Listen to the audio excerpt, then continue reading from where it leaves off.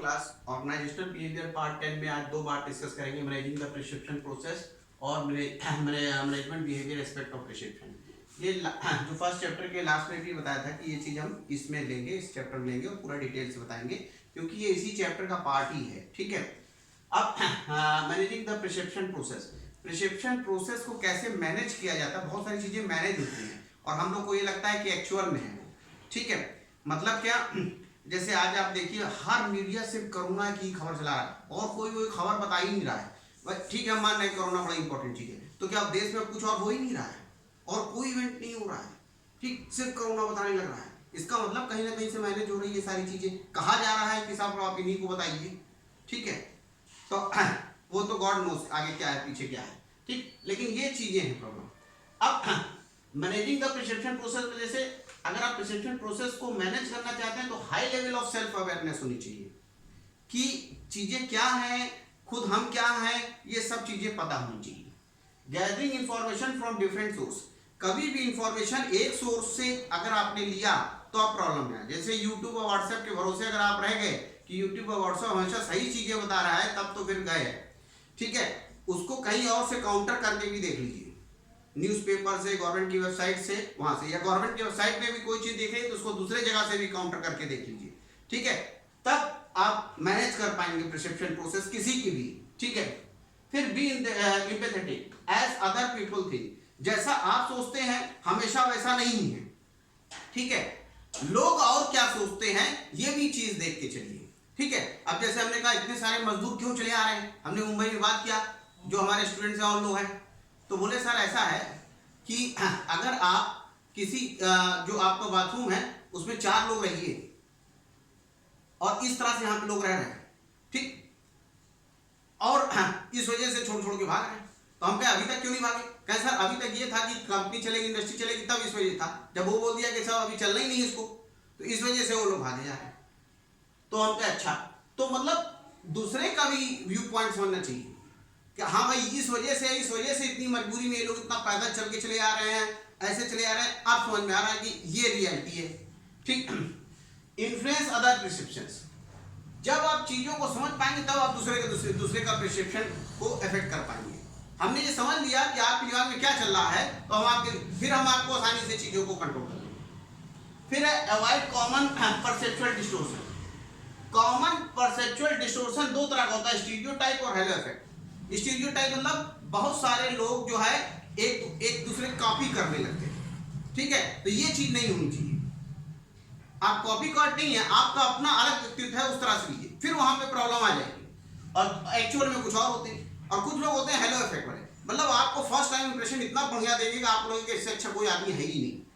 ठीक है, बहुत बढ़िया बोलेंगे क्या चीज, अब एक आदमी बोलेगा एकदम खराब, तो आपको लग जाएगा एकदम गड़बड़ है चीजें।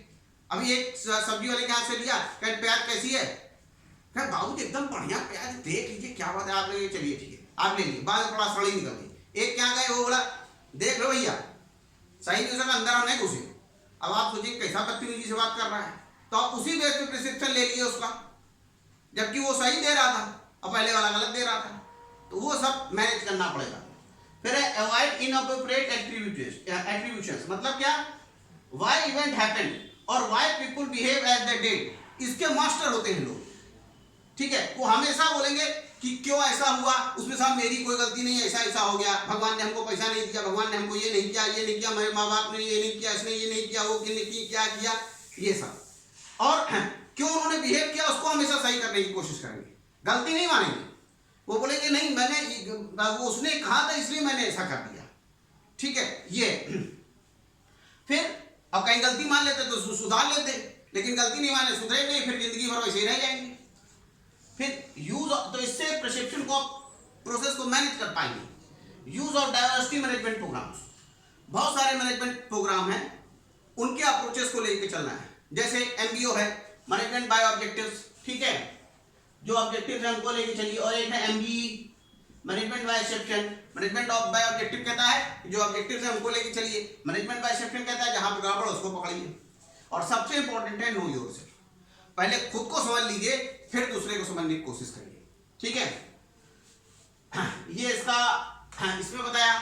फिर है management behaviour aspect of prescription, जब आप वो सब समझ गए तो प्रिसेप्शन का मोटिवेशन से बड़ा तगड़ा लीजिए। अगर आप प्रिसीव कर लिए ये आदमी के फैमिली को ज्यादा वैल्यू देता है कि खुद को देता है कि पैसे को देता है कि घूमने टहलने वाला आदमी है, तो उसी हिसाब से आप उसको मोटिवेट कर लीजिएगा। पैसे को नहीं देता है तो उसको पैसा दे दीजिए। उसको जो आदमी जिस चीज से उसको वो चीज प्रोवाइड कर दीजिए, वो मोटिवेट हो जाएगा। प्रिसेप्शन समझ गए। फिर प्रिसेप्शन एंड हायरिंग, जब आप लोगों को हायर करते हैं अपने मतलब ऑर्गेनाइजेशन में और गलत आदमी को आपने हायर कर लिया तो फिर गड़बड़ ही गड़बड़ है। तो हायरिंग के लिए भी बड़ा इंपॉर्टेंट है। आपने पूरा रिज्यूम देखा, पूरा हर चीज समझ लिया, इंटरव्यू लिया, तो आपने समझ लिया, इसको प्रिस्क्रिप्शन ले लिया कि साहब क्या है कैसे है, उसी बेस पे हायर करिए। ठीक है, किस टाइप का आदमी चाहिए वो।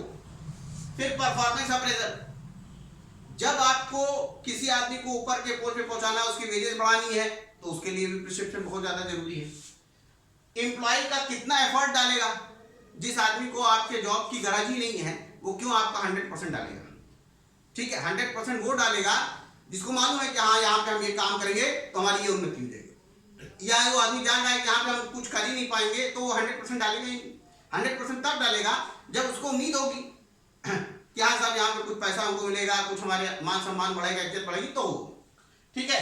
और एम्प्लॉय की लॉयल्टी, ये भी बड़ी इंपॉर्टेंट होती है अगर आप प्रशिक्षण को लेके चलते हैं तो, क्योंकि लॉयल क्यों बनेगा एम्प्लॉय आपका, उसके भी पीछे इसका बहुत बड़ा रोल है। ठीक है, तो आज के पार्ट में ये दोनों हमने आपको बता दिया। इसका अगले वाला पार्ट, अगले वाली चीजें अगले पार्ट में। Okay, thank you.